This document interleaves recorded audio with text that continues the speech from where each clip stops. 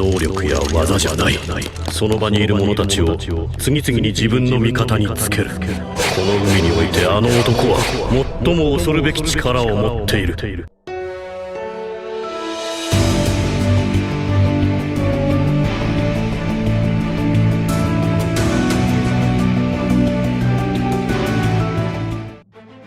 언제나 레드라인 정상에 있던 성지 마리조아에서 세계 최고의 권력을 통해 정치나 행정적인 업무를 최종적으로 운영하고 있던 오르성이 어쩌면 현상금 13억을 돌파한 사왕 최고간부 백쇄적단 킹과 불사조 마르코보다 한층 더 강할 수 있는 능력과 강함이 서서히 밝혀지게 되었는데요.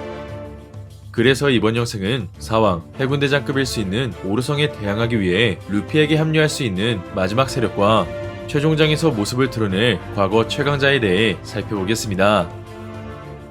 먼저 오르성들이 사왕과 해군대장급 강자라고 판단할 수 있는 근거를 살펴보면 사왕 카이도와 결전을 벌이며 무장색과 폐양 스펙의 경지를 끌어올린 루피였기에 최강의 생물 카이도조차 루피와 전투를 펼쳤을 때 데미지를 받게 되었는지 점차 능력이 약해지는 모습이 연출되었었고, 이어 에그에 대해선 루피가 열매를 각성한 사이퍼폴 루치를 상대로 압도하는 전투를 보여주었는데요. 그렇게 해양생료로 카이도에게 상처를 남겼고, 또한 대간판 킹을 쓰러뜨렸던 조르는 지금까지 루치와 결판을 내지 못했지만, 반면 사왕으로 성장한 루피의 타격을 경험한 루치는 의식이 날아갈 것 같다며 피를 토한 채 루피의 위력에 놀라움을 감추지 못했는데요. 나아가 원피스 일부에서는 자연계 능력자인 해군대장들에게 넘을 수 없는 거대한 벽이 존재했었지만, 현재 루피는 자연계 키자루에게 강한 기술을 사용해 데미지를 줄 수 있고 승부를 겨뤄볼 수 있는 최강의 해적다운 기술과 위력을 연이어 보여주었습니다. 결국 사왕 카이도, 해군대장 키자루마저 패기가 실린 공격을 통해 데미지를 받는 모습이 전개되었지만, 반면 그런 니카루피의 공격을 정통으로 허용한 세턴은 아무런 데미지를 받지 않았는지 반대로 루피를 위협하는 전투 장면이 공개되었는데요.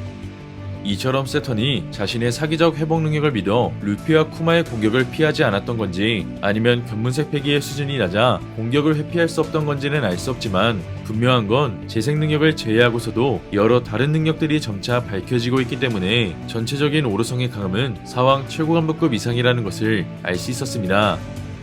이처럼 신세계의 패권을 다투는 사왕은 바다의 황제로서 여러 세력을 거느리고 있고, 이어 해군본부의 최강전력 해군대장은 바다의 패자로서 바다의 균형을 유지시킬 수 있는 최강자였는데요. 때문에 오르성들의 강함이 사왕 그리고 해군대장급이라면 사왕의 세력들이 연합하지 않는다면 정부를 상대로 완패할 수밖에 없는 가운데, 이제는 밸런스의 균형을 유지하기 위해 루피에게 합류할 세력이나 최강자들의 동맹과 등장이 더욱 중요해진 기점을 맞이했습니다.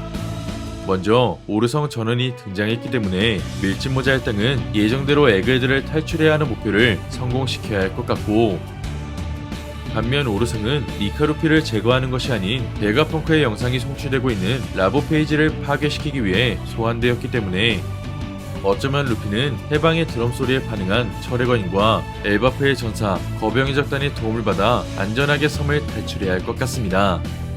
때문에 오르성의 등장으로 베가펑크가 전하고 싶은 세계의 진실이 전부 공개될 수 없겠지만, 잠시나마 오르성의 시선을 끌 수 있다면 최후의 싸움은 다음으로 기약한 채 섬을 탈출, 그리고 다음 목적지인 엘바프로 이동할 것 같은데요. 이처럼 세계 최강의 군사력을 자랑하는 엘바프는 로키라는 왕자가 있기 때문에 엘바프는 왕족이 나라를 통치할 수 있어 루피와 로키의 만남이 성사된다면 왕족이었던 비비와 레베카처럼 갈등의 전개도 만들어질 수 있을 것 같습니다. 결국 권력을 지닌 로키가 루피를 인정해야 하는 갈등의 사건은 꼭 필요한 가운데, 거인족 도리와 브로기는 태양신의 전설을 알고 있었는지 태양신을 언급했었고, 반면 거인족에는 신의 가오로 여기는 싸움의 신을 믿고 있었기 때문에 어쩌면 과거에는 해방의 전사 태양신뿐만이 아닌 다른 이름의 신도 존재했을 것 같은데요. 한편 원피스 세계관에서의 신은 그 존재 자체가 초월자라는 개념보다는 먼저 사람들을 웃게 만들고 고뇌에서 해방시켜줄 수 있던 선데니카, 조이보이가 존재했기에 과거 해방의 전사라는 이명과 태양신의 전설이 전해질 수 있었고, 이어 엘바프에서 거인족이 강조하고 있는 전설은 바로 언제나 올바른 자의 편을 들어준다는 신이 바로 싸움의 신이었기 때문에 언제나 웃고 있으며 사람을 구원하는 특성을 지닌 니카와 달리 엘바프의 전설 싸움의 신은 니카와 조금 다른 믿음의 존재라는 것을 알 수 있었습니다.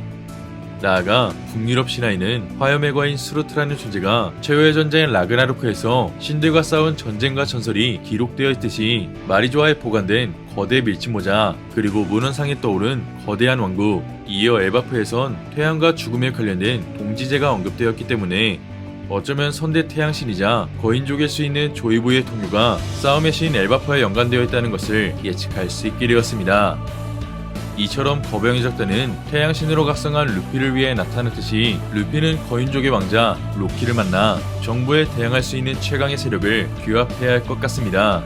하지만 세계 정부에는 신의 기사단과 사이프폴 그리고 수만 명의 병사를 집결시킬 수 있는 대군본부와 세계 정부에 가맹된 나라들이 있기 때문에 언젠가 루피가 전쟁을 벌이게 된다면 그때는 고대병기의 올바른 힘이 더욱 중요해질 것 같은데요. 이처럼 이문은 거대한 섬을 파괴시킬 수 있는 고대병기급 파괴력, 즉 마더플레임의 생산을 원했기 때문에 오르성 세턴을 에그헤드로 출항시켰듯이 루피 또한 포세이돈 시라우시, 와노쿠니의 플루톤, 그리고 마지막으로 남은 우라노스의 존재와 비밀을 알게 되며 마더플레임에 대항할 강력한 병기들도 손에 넣어야 할 것 같습니다. 하지만 고대병기의 정보를 알고 있는 카리브가 검은 수염의 적단에 합류할 수 있어 정부와 전쟁을 벌이기 전 사왕 샹크스가 티치를 견제해야 할 것 같은데요. 나아가 과거 최강이라 불린 로저의 적단에는 레일리와 함께 전투를 지휘하며 오덴과 격돌한 스코퍼 가반이 아직 등장하지 않았기 때문에 어쩌면 루피를 도와줄 수 있는 히든카드로서 이번 최종장에 나타날 것 같습니다.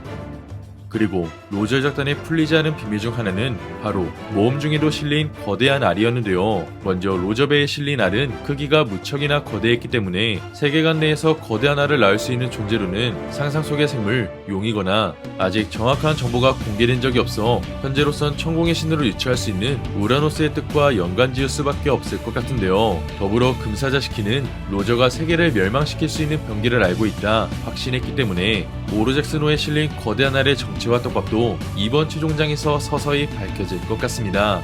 이처럼 로저가 죽게 된 이후 20년 동안이나 알의 행방이 공개되지 않았기 때문에 보관된 장소를 알고 있거나 그 장소를 지킬 수밖에 없는 인물로는 로저 작단의 강자 스코퍼 가반과 샹크스일 수 있는데요.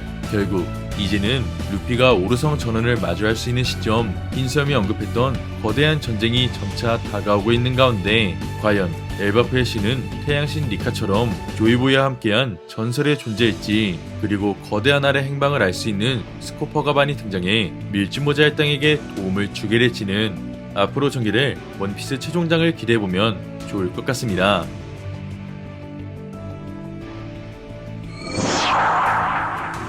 이번 영상은 여기까지입니다. 시청해주셔서 감사합니다.